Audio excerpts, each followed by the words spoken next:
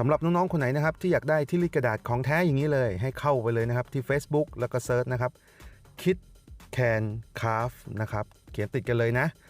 KIDcanCRAFT นะครับแล้วก็ส่งข้อความมาถึงพ่อโดมนะครับอันนี้นะครับอันละเกือบ100เลยนะครับแต่ว่าพ่อโดมนะครับแจกให้ไปเลยนะครับฟรีๆนะครับอย่าลืมนะครับ KIDcanCRAFT แล้วส่งข้อความมาด้วยล่ะ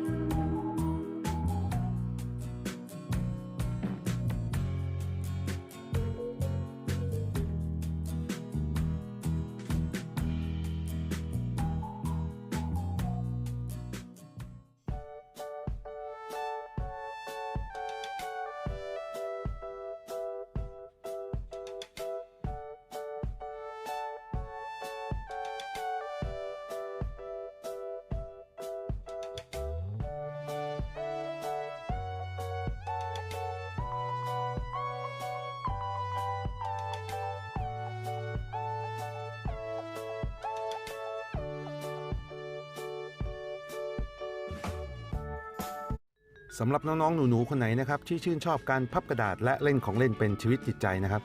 กดติดตามไว้เลยนะครับแล้วก็พอดมนะครับยังมี Facebook KIDcanCRAFT นะครับเอาไว้จับรางวัลและแจกของรางวัลกันทุกต้นเดือนอย่าลืมไปกดไลค์ล่ะ